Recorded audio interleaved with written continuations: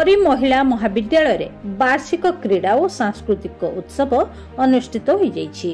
सूचना अनुसार बालेश्वर जिला सिमुलिया ब्लॉक बरी कुंतला कुमारी महिला महाविद्यालय परिसर में क्रीड़ा अध्यापिका बुलबुल पाणिग्राही अध्यक्षतार अनुष्ठित वार्षिक क्रीड़ा रे मुख्य अतिथि भाव में महाविद्यालय अध्यक्ष भगवान चरण साहू जगदे क्रीड़ा पताका उत्तोलन कर क्रीडार शुभ उद्घाटन करथिले।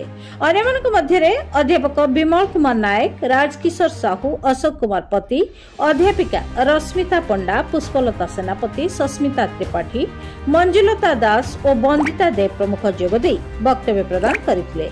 2 दिन धरी चलिबाकुथिबा वार्षिक क्रीड़ा रे कृति प्रतियोगिता वार्षिक उत्सव में मानपत्र और ट्रफी प्रदान करथिबा नै क्रीड़ा अध्यापिका श्रीमती पाणिग्राही सूचना दैथिले। एही कार्यक्रम को कर्मचारी धरणीधर बारिक, सुशांत कुमार सेठी, हेमंत भारती, सुकांती बेहेरा, मनोरमा बेहेरा और मीनू खुंटिया प्रमुख पूर्ण सहयोग करथिले। महिला उच्च माध्यमिक विद्यालय प्रत्येक वर्ष भली ए वर्ष मध्य क्रीड़ा प्रतियोगिता आरंभ होउची। एथिरे आम कॉलेजर मोर सहयोगी हिसाब से अध्यापक अध्यापिका वृंद तथा अणशिक्षक कर्मचारी एवं मोर श्रद्धेय छात्री मान।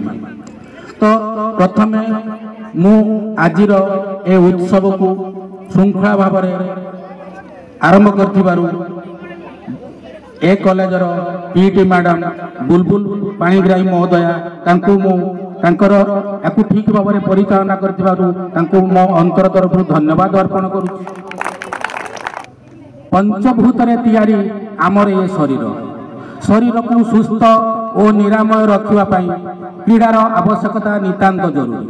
क्रीड़ा पई मनीषर मन, हृदय, आत्मा सहित क्रीड़ा मनीष उदारता, नैतिकता और आत्म संयमता रक्षा करिपारे। सेतिपई भारत वर्ष विशेषकर ओडिशा सरकार क्रीड़ा क्षेत्र में विभिन्न प्रतियोगितामूलक उद्देश्य जो माने क्रीडार शीर्ष स्थान में पहुंची से चाकरी वृत्ति एवं आर्थिक सहायता प्रदान कर।